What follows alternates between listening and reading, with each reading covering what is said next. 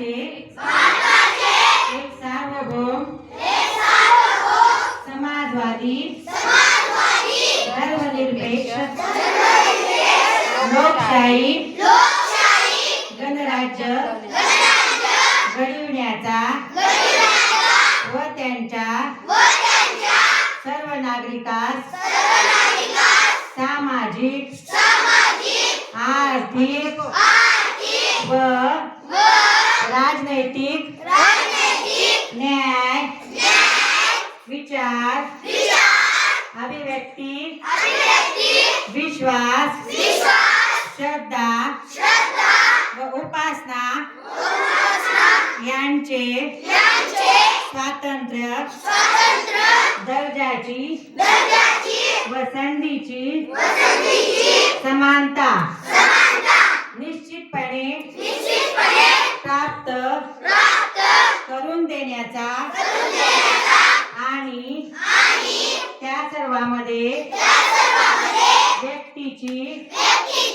प्रतिष्ठा व राष्ट्राची एकता आणि एकात्मता यांचे आश्वासन देणारी बंधुता प्रवर्धित करण्याचा संकल्पपूर्वक निर्धार करून आमच्या संविधान सभेत आज दिनांक 26 नोव्हेंबर 1949 रोजी याद्वारे हे संविधान अंगीकृत आणि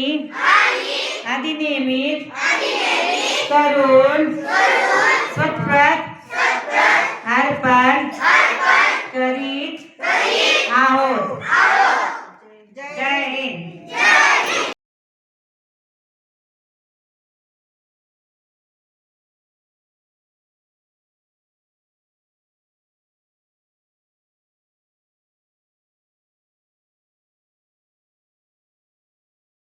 मिला है, रुतबा हर इंसान को संविधान से मिला है, तिरंगा इस आसमान को संविधान से मिला है, तिरंगा इस आसमान को संविधान से मिला है। औरों को जो मिला है, औरों को जो मिला है वह मुकद्दर से मिला है, औरों को जो मिला है वह मुकद्दर से मिला है। हमें तो मुकद्दर भी संविधान से मिला है। मुकद्दर म्हणजे काय? नशीब. आपलं नशीब कोण आता घडवलं आलंय? संविधान. तर आज सर्वप्रथम मी डॉक्टर बाबासाहेब आंबेडकर यांच्या प्रतिमेस अभिवादन करते. आज 26 नोव्हेंबर म्हणजे भारतीय संविधान दिन.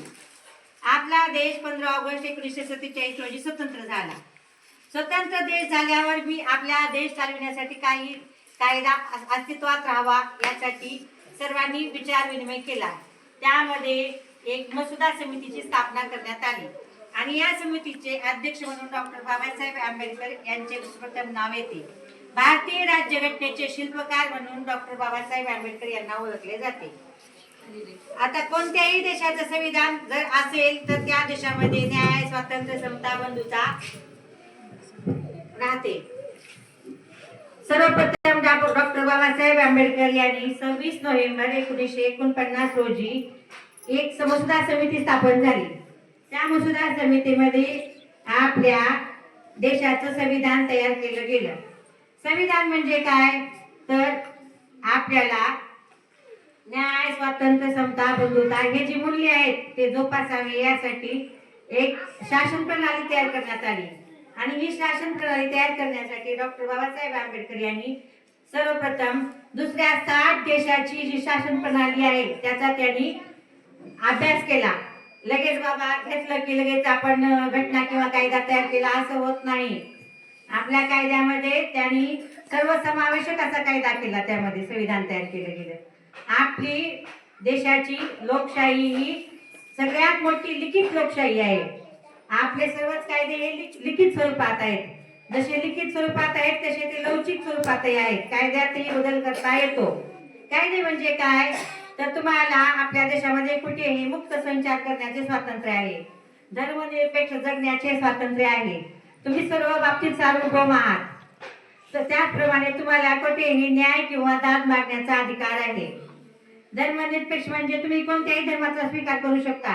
तुम्ही जर समजा हिंदू धर्मामध्ये आहात, तुम्हाला जर हिंदू धर्म नको वाटला तर तुम्ही शीख धर्माचा, इस्लाम धर्माचा, कोणत्याही धर्माचा स्वीकार करू शकतो. त्याचप्रमाणे तुमच्या जर कोणी जर अन्याय केला असेल, अन्याय झाला असेल किंवा अन्याय केला असेल तर त्या अन्यायाविरुद्ध तुम्हाला दाद मागण्याचा अधिकार आहे. तो दाद मागण्याचा अधिकार तुम्हाला सर्वोच्च न्यायालयामार्फत ह्या संविधानाने प्राप्त करून दिलेला आहे. त्याचप्रमाणे समाजवादी व धर्मनिरपेक्ष जगण्यासाठी ह्या संविधानाने तुम्हाला खूप मोठ्या प्रमाणात मदत केली आहे. आज तुम्ही शाळेमध्ये येता, शाळेमध्ये येण्याचा जाण्याचा अधिकार, शिक्षणाचा अधिकार, समतेचा अधिकार, न्याय देण्याचा अधिकार, त्यापेक्षाही सगळ्यात मोठा जगण्याचा अधिकार, माणूस म्हणून माणसासारखे जगण्याचा अधिकार जर कोणी दिला असेल तर तो संविधानाने दिलेला आहे. 26 नोव्हेंबर 1949 रोजी संविधान तयार झाले, परंतु त्याची अंमलबजावणी करण्यासाठी आपल्याला 26 जानेवारी 1949 रोजीचा दिवस उजळला. त्यावर खूप मोठ्या प्रमाणात विविध लोकांची मते घेण्यात आली, विचार विनिमय करण्यात आला. त्यानंतर या संविधानाची अंमलबजावणी 26 जानेवारी 1950 रोजी आपण चालू केली. ही आपण जी 26 नोव्हेंबर जी आपण संविधान दिन म्हणून साजरा केला जातो तो डॉक्टर बाबासाहेब आंबेडकर यांच्या 125व्या जयंतीनिमित्त 2015 इसवी सन 2015 पासून तो आपण संविधान दिन म्हणून साजरा करत आहोत. या संविधानाने आपल्याला खूप काही दिलं आहे. डॉक्टर बाबासाहेब आंबेडकर यांनी जे आपल्याला जे संविधान दिलेले आहे ते सर्व समावेशक आहे. त्या संविधानामुळे भारतातील प्रत्येक नागरिक हा आज मानाने अभिमानाने जगू शकतो आहे. त्यासाठी मी आज आमच्या सर्व बालमित्र परिवारातर्फे आणि आमच्या सर्व शिक्षक वृंदातर्फे आणि आमची शाळा अक्षरनंदन शाळेतर्फे मी डॉक्टर बाबासाहेब आंबेडकर यांना कोटी कोटी धन्यवाद देते. धन्यवाद.